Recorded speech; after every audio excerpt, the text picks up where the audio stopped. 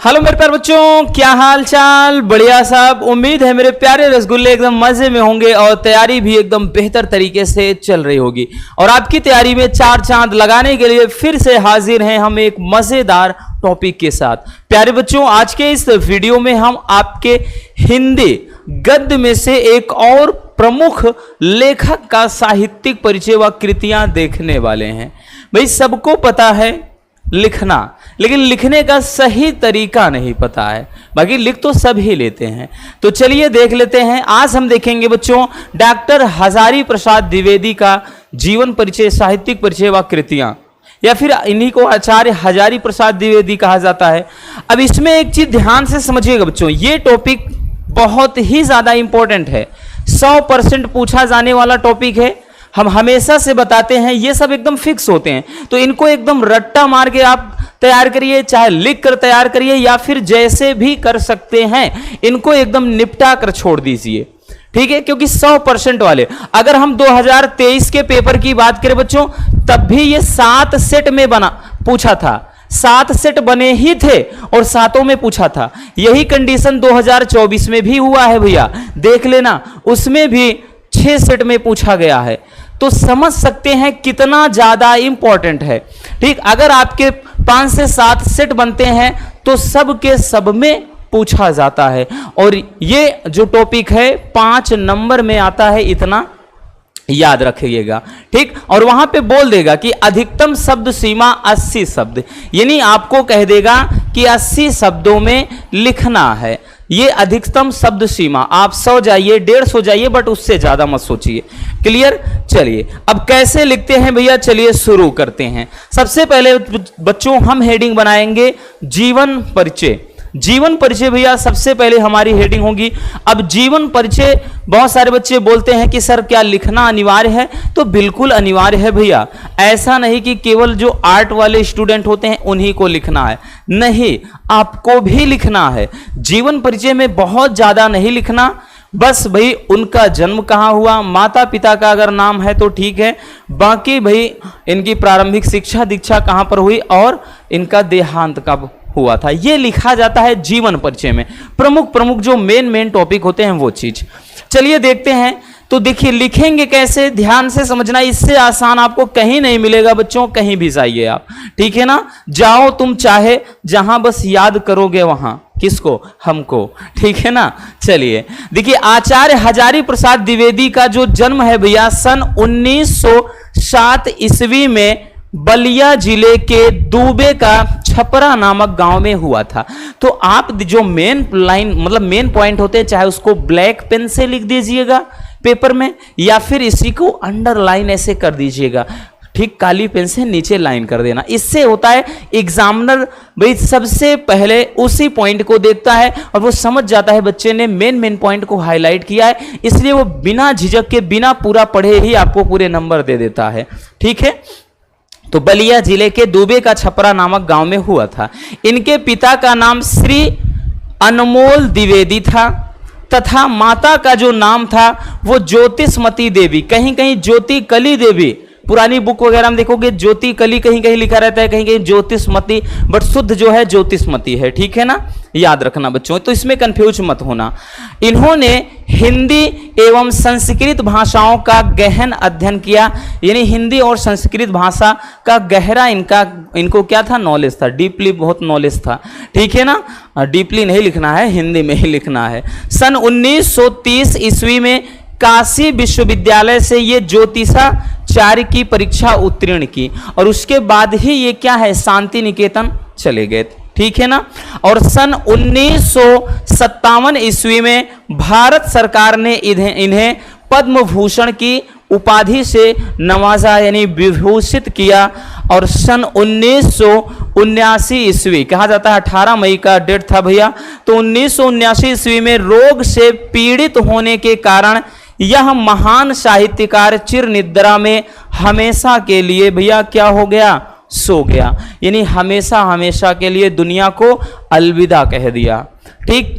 तो ये इतना आपको किसमें लिखना होगा, जीवन परिचय के अंतर्गत, ठीक है ना, बहुत ज्यादा नहीं लिखना, ना तो आपको एक्स्ट्रा दिमाग चलाना। बहुत सारे बच्चे हमें बार बार कमेंट करते हैं इसके लिए, बहुत ज्यादा वो कंफ्यूज रहते हैं कि सर क्या जितना लिखे हैं इतने से काम चलेगा, हमारे टीचर तो एक पेज का लिखाए हैं, या फिर इतना लिखेंगे तो नंबर मिलेगा। अरे काहे नहीं मिलेगा भाई, 80 शब्द कितने होते हैं, आप इसी को पूरा गिन लीजिए, यही आपका 40 से 50 पहुंच जाएगा, फिर तो उसके बाद 30 और लिख दीजिए, हो गया।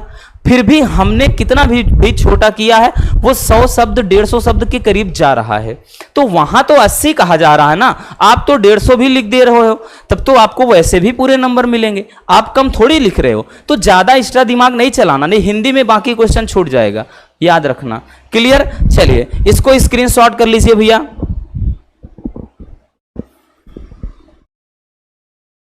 हो गया बच्चों? चलिए अब लिखेंगे साहित्यिक परिचय, और साहित्यिक परिचय ही प्रमुख होता है। जीवन परिचय तो होता है, लिखना होता है, अनिवार्य है, बट आपका साहित्यिक परिचय ही प्रमुख होता है। ठीक, हमारी हेडिंग होगी बच्चों साहित्यिक परिचय। अब साहित्यिक परिचय में देखिए लिखना क्या होता है कि साहित्य के क्षेत्र में इनका क्या योगदान था, इन्होंने क्या कुछ किया, ये सब कुछ लिखना होता है। ठीक है, तो आचार्य हजारी प्रसाद द्विवेदी जी साहित्य के एक प्रख्यात निबंधकार, ध्यान से समझिएगा, प्रख्यात क्या थे? निबंधकार थे, आलोचक थे, एक प्रसिद्ध संपादक थे और एक प्रसिद्ध उपन्यास थे, और इसके साथ ही साथ एक कुशल वक्ता और एक सफल अध्यापक भी थे। ठीक है, समझ में आया कि जो आचार्य हजारी प्रसाद द्विवेदी जी थे वो क्या थे? एक प्रख्यात निबंधकार, आलोचक, संपादक और उपन्यासकार, साथ ही साथ एक कुशल वक्ता। यानी मतलब ये ज्यादा से ज्यादा क्या होते थे, जहां पर होते थे लोगों को इकट्ठा करके भाषण दिया करते थे, उनको बताते थे, मतलब ये सारी चीजें। तो वक्ता का मतलब ही होता है बोलने वाला, और एक सफल अध्यापक भी थे, यानी क्या एक मतलब कहा जाता है इनको ये एक सक्सेसफुल टीचर भी थे। कहने का मतलब ये लोगों को सही राह पर चलने के लिए अवगत कराते थे। ठीक, आगे ये बंगला तथा संस्कृत के एक प्रख्यात विद्वान भी थे। ठीक है, किस भाई कौन कौन भाषा? बंगला और संस्कृत भाषा के एक प्रख्यात विद्वान भी थे। इनकी रचनाओं में नवीनता एवं प्राचीनता दोनों का समन्वय था, यानी इनकी जो रचनाएं हैं उनमें नवीनता का भी भाव प्रकट होता है, प्राचीनता का भी भाव प्रकट होता है। अगर उसको आप पढ़ने बैठोगे तो उसमें प्राचीनता का भी आपको ज्ञान मिलेगा और नवीनता भी प्रकट होती है। ठीक है, इन्होंने अभिनव भारती तथा विश्व भारती ग्रंथ का संपादन भी किया था, और आधुनिक युग के गद्यकारों में इनका जो स्थान था वो महत्वपूर्ण स्थान है। ठीक, यानी जो आधुनिक युग के जो लेखक हैं या आधुनिक युग के जो गद्यकार हैं उनमें आचार्य हजारी प्रसाद द्विवेदी जी का एक प्रमुख स्थान है। उनके विषय विवेचन में, यानी इनका जो भी विषय है तो उसको पढ़ने में क्या होता है भाई, गंभीरता और शालीनता स्पष्ट रूप से प्रकट होती है।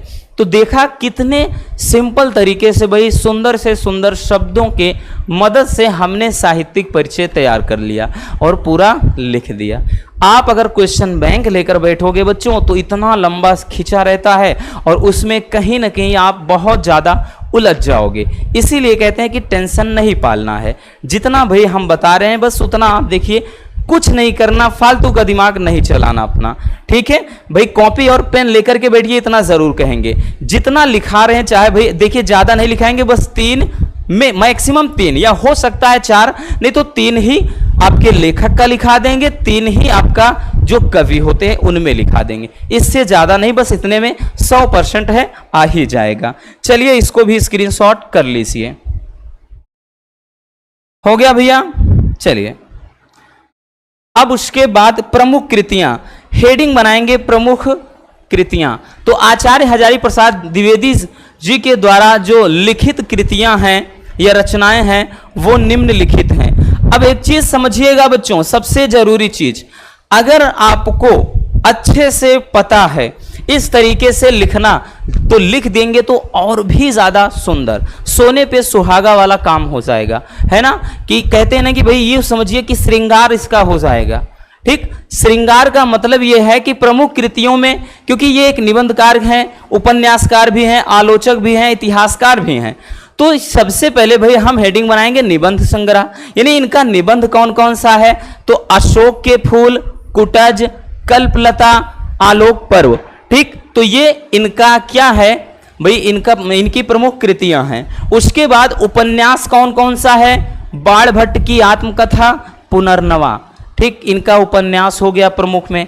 आलोचना साहित्य कौन कौन सा है, तो साहित्य सहचर है, सूर्य साहित्य है और कबीर है। ये क्या हो जाएगा, इनका आलोचना साहित्य। फिर इतिहास, इतिहास में क्या क्या है, तो हिंदी साहित्य, और उसके बाद हिंदी साहित्य का आदिकाल। ये इनका क्या हो जाता है, प्रमुख इनकी कृतियां हो जाती हैं। तो इस तरीके से लिखना है। बट अगर आपको नहीं पता, अगर आपको नहीं पता, इस तरीके से नहीं पता कि भैया निबंध कौन सा है, उपन्यास कौन सा, आलोचना क्या है, इतिहास क्या है, तो बच्चों इसके लिए टेंशन पालने की जरूरत नहीं है। फिर आप क्या करेंगे, केवल प्रमुख कृतियां हेडिंग बनाइए और मैक्सिमम यहां से 4 या 5 इनकी रचनाएं याद कर लो बस, प्रमुख कृतियां। फिर नंबरिंग करके ऐसे अशोक के फूल, दूसरा नंबर बाण भट्ट की आत्मकथा, तीसरा नंबर कल्पलता, चौथा नंबर साहित्य सहचर, पांचवा सूर साहित्य। ऐसे आपको जितना भी याद रहे, आपके 4, 5, 6 जितनी रचनाएं याद रहे, नंबरिंग करके ऐसे सजा के लिख दीजिए। कुछ नहीं जरूरत ये कुछ लिखने की, इतना करना होगा, फिर भी आपको पूरे नंबर मिल जाएंगे। क्योंकि जरूरी नहीं हर एक स्टूडेंट को इस तरीके से पूरा एकदम डिटेल्स में पता रहे, ठीक है ना, क्योंकि और भी बहुत सारे टॉपिक होते हैं, तो इतना ज्यादा फोकस करना मुश्किल हो जाता है। तो ये काम आपको करना है जो कुछ हम बता रहे हैं। आई बात समझ में? चलिए रसगुल्लों, इसको भी स्क्रीनशॉट कर लीजिए।